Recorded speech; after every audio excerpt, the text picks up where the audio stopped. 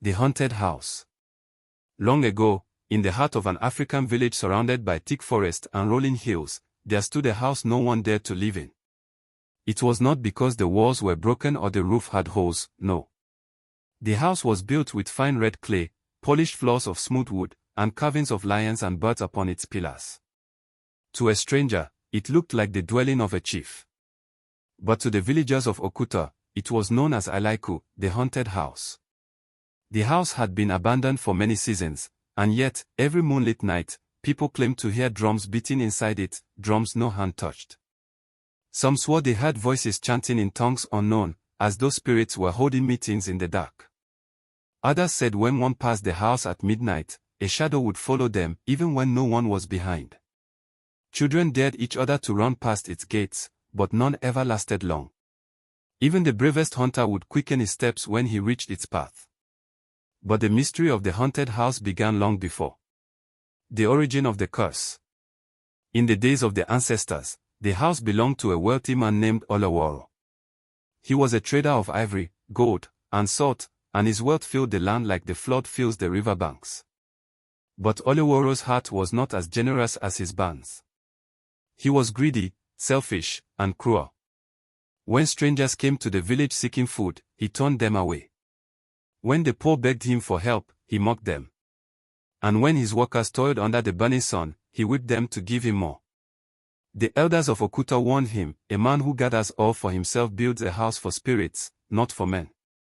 But Olaworo laughed and said, "My house is mine alone, and my wealth will outlive me." One night, during a great storm, lightning struck a tree near his compound.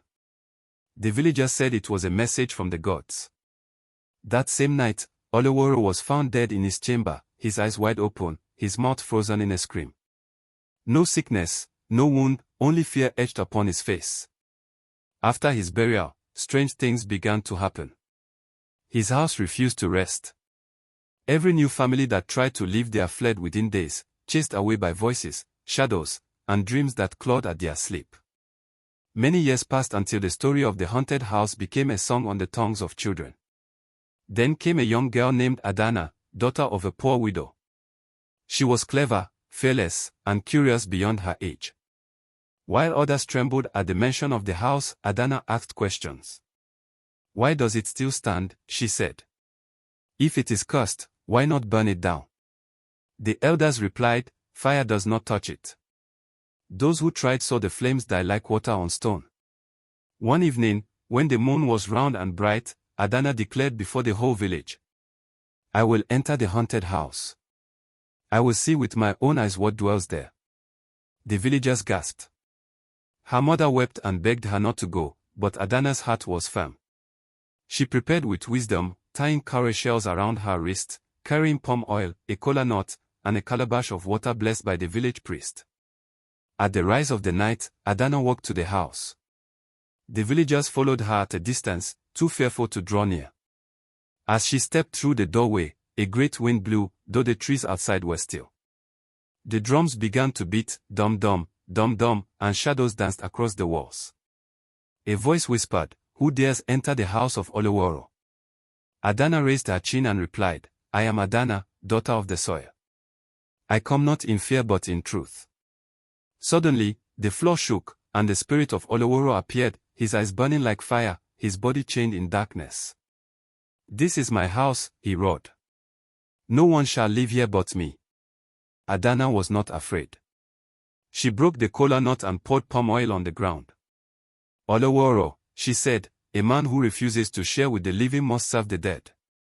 Release this house, or remain in chains forever." The spirit screamed, and thunder rolled. The chains around him tightened until they pulled him down into the earth. The drum ceased. The wind grew calm. The house sighed as though it had been freed from heavy burdens. From that night on, the house was no longer haunted. It became a gathering place for the people of Okuta. Children played in its halls, families sought shelter under its roof, and travelers found rest within its walls. The villagers renamed it Alaya, the House of Blessings. And Adanna grew to be a great leader, remembered not for riches, but for her courage and wisdom. To this day, the griots of Okuto tell the story by the fireside. A house filled with greed will be haunted, but a house filled with kindness will be blessed.